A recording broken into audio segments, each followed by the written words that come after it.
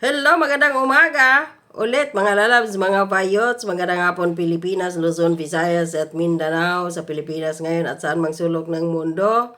Sa mga kababayan kong Kristiyano ay busy ngayon sa paghahanda para mamayang gabi sa Noche Buena, no? So, mega love shoutout po sa inyong lahat. At ang ating topic ngayon mga lalabs, mga bayots, itong pagdadrama na naman ni Bongbong Marcos. Tatlo pag-uusapan natin dito ngayon ha. Una ay dito sa balita, pipirmahan daw ni Bongbong Marcos ang budget na magkano to? 6.352 trillion pesos na proposed budget sa December sa December 30 pa. So anong meron? Bakit? Anong ganap?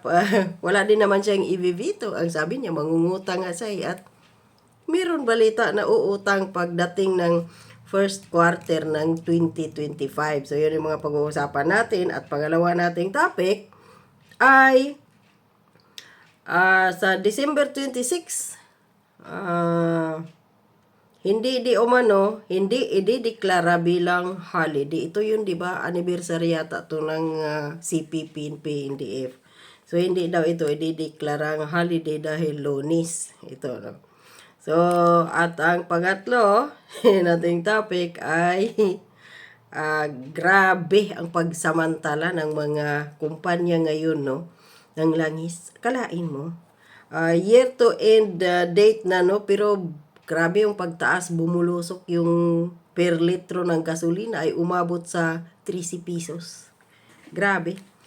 So, yun ang ating mga topic. So, kung bago lang din po kayo sa aking YouTube channel, huwag po kalimutan mag-subscribe, like, at share mga lalabs, mga bites. So, dito tayo. Unahin natin to. Balita ng GMA News. 4 hours ago. Ayan na. GMA News. President Ferdinand Bongbong Marcos Jr. will sign the 6.352 trillion proposed national budget for next year on December 30, 2024, according to Presidential Communications Office Acting Secretary Cesar Chavez on Tuesday. Para saan pa? Para saan pa na tawag dito? Binibitin-bitin ni Bongbong Marcos na kunwari hindi pipirmahan, tinitingnan, kunwari may mga binabasa. Nauna na po niyang sinabi na wala siyang ibivito na mga budget doon. Pati yung akap, hindi niya tatanggalin. At nangangako kunwari siya na yung 12 billion na tinapyas ng Congress doon sa DepEd ay ibabalik daw niya pero walang veto doon. Ibabalik pero mangungutang mga lalabs, mga vayots. At doon sa PhilHealth. So anong silbi? Na kunwari, hindi ko muna pipirmahan dahil titingnan ko muna yung proposed budget kung ano yung dapat ko ditong i-veto. Walang ganyan eh. Nauna na yung sinabi sa ambush interview niya. Wala siyang i-veto. So, dinidelay lang niya para sabihin sa taong bayan na pinag-aaralan ni Bongbong Marcos ang proposed budget dahil marami ngayon ang nagrireklamo about sa pag-zero subsidy ng budget dyan sa PhilHealth. Despite na kinuha ni Bongbong Marcos ang 89 billion pesos na pondo ng PhilHealth na mula sa mga miyembro. So itong pag-delay-delay ni Bongbong Marcos ay drama lang to. Na kunwari, dinidelay dahil pinag-aaralan. Useless to mga lalabs, mga bayots. Lang to. Dagdag pusta ba kung sasabong pa. Yun lang yun. Tapos, ngayon, dito tayo sa ano ba yun? Sinabi nga ni Sheila Magno, di ba?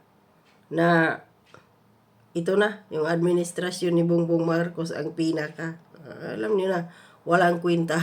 Ano bang sabi ni Sheila Magno? Siya na yata yung pinaka na presidente.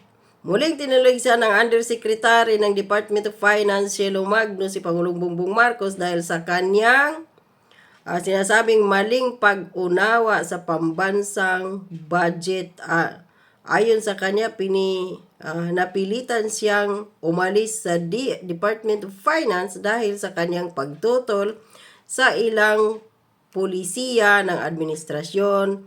Maraming mahahalagang programa ang tila hindi nabibigyan ng pansin ng presidente habang patuloy na tumataas ang pondo para sa mga proyekto at infrastruktura at unprogrammed appropriation. So nananawagan daw siya kay Bongbong Marcos si Silo Magno na makipag-ugnayan sa mga eksperto upang iwalayan kasi hawak din si Bongbong Marcos ni Tambaluslos Martin Romualdez. So dito tayo. Price, ito, balita ng GMA News din. So ano to? Year to date gasoline diesel hikes over 11 pesos to 13 pesos per liter as of Christmas Eve. Grabe, no? Fuel retailers hike pump prices for the 5th straight. Kalain mo.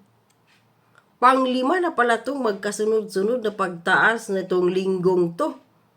On Tuesday, bringing the year-to-date increase for gasoline over by 13 pesos per liter and those for diesel over by 11 pesos per liter as of Christmas Eve. Grabe. At walang dito. Walang ginawa ang gobyerno dito. Wala na nga. Mahirap nga ang Pilipinas. Grabe ang pagtaas ng mga ganito gasolina. Pagpasok ng year 2025, magtataas ng 20 pesos ang kuryente, tubig. Diyos ko po. So ito balita ng billionario.com 19 hours ago. The government is set to raise 629 billion pesos from the domestic debt market in the first quarter of 2025. So hindi pa nabusog sila Bongbong Marcos sa mahigit 6 trillion pesos na budget na pipirmahan niya ngayong December 30. Kulang ang mahigit 6.3 trillion pesos. Mangungutang pa siya ulit ng 629 billion pesos. O first quarter, o kailan yun dyan? February, March, or April to.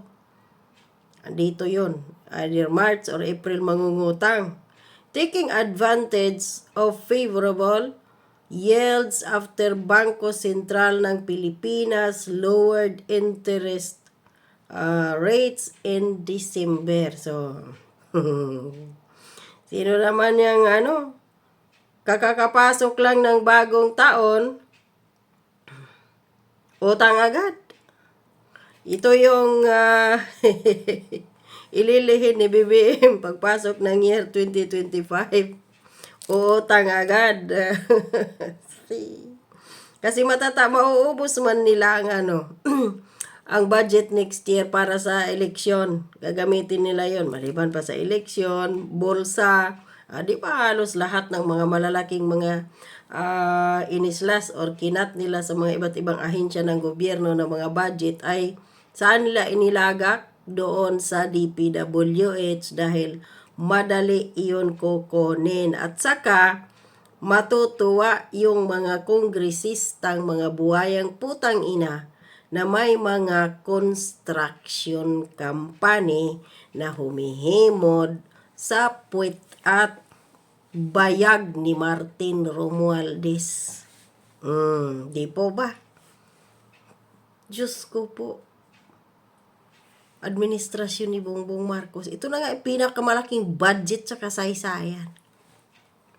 Tapos uutang pa. Hindi nga nababayaran na yung. Tapos tayo, taong bayan, magbabayad. Diyos ko po. Sa mga Marcos loyalist dyan, sa mga Marcos supporters, mag-Marcos pa kayo. Huwag kayong magreklamo kung nagmahal ang bilihin, renta ng bahay, tubig, kuryente, gasolina, pagkain. Di ba mahal niyo si Bongbong Marcos? Saksak niyo sa mga baga ninyong mga supporters, mga Marcos supporters si BBM.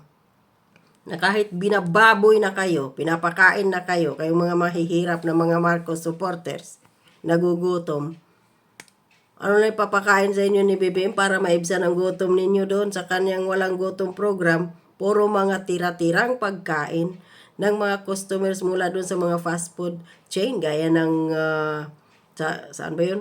McDonald's, Jollibee, o kung ano-ano pang klaseng pagkain, mga restaurant, mga hotel.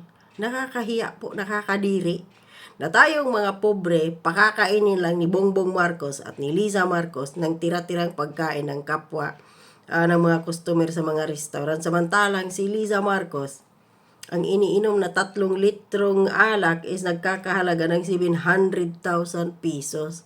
Panay sila paparte doon sa Malacanang, panay ang lamon nila ng mga masasarap, millions of pesos ang ginagastos nila. Inom, pagkain, tapos ang mga pobre, tira-tira. Ayan. Marcos pa more.